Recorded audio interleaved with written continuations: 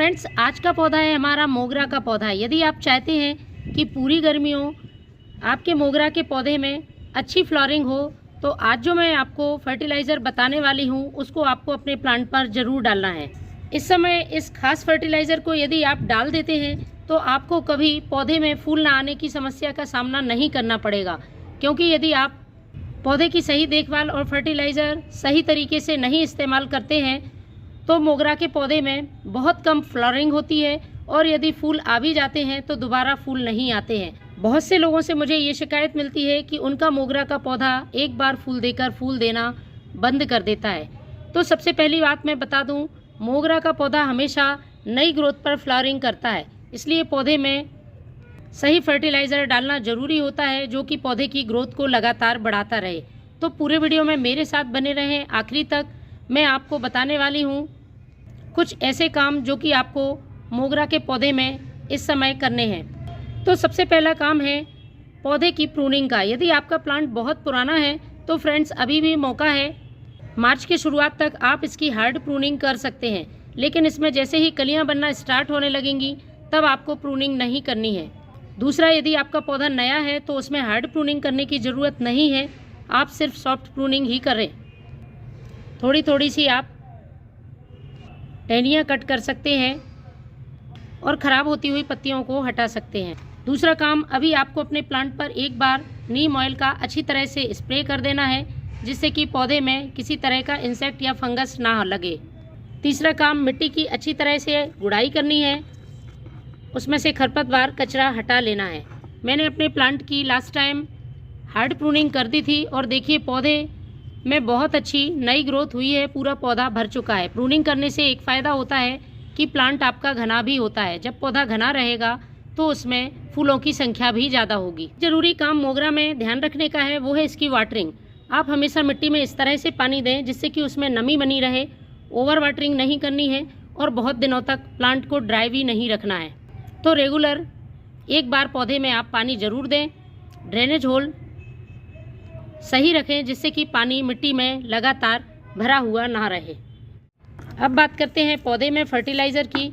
तो सबसे पहले आपको स्टेम के चारों तरफ मिट्टी को हटाकर जगह बना लेनी है, और इसमें सबसे पहले देना है हमें 2 मुट्ठी पुराने गोबर का खाद। नाइट्रोजन से भरपूर होता है, पौधे की ग्रोथ में मदद करता है, इसके साथ ही मिट्टी को उपजाऊ बनाने का काम करता है।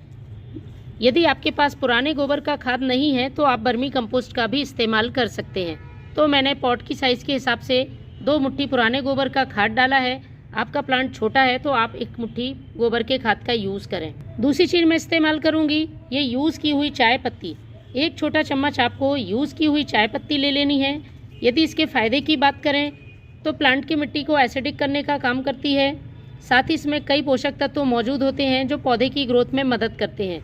जब भी आप यूज़ की हुई चाय पत्ती का इस्तेमाल करते हैं तो अच्छी तरह से धोकर सुखा लें, उसके बाद ही इस्तेमाल करें।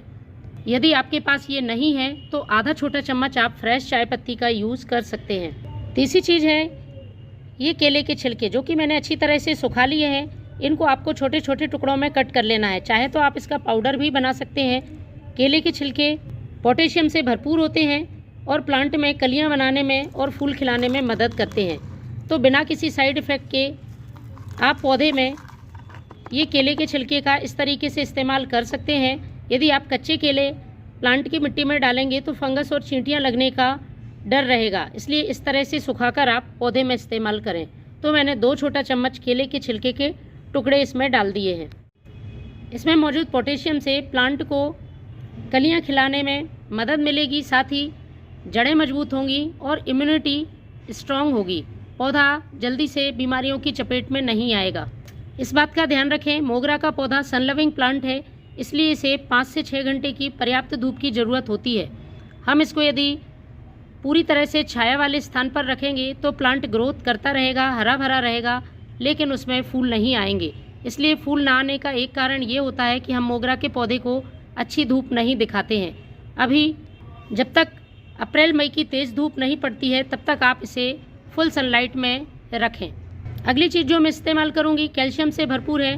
फ्रेंड्स, सभी पौधों के लिए महीने में एक बार कैल्शियम रिच फर्टिलाइज़र की ज़रूरत होती है।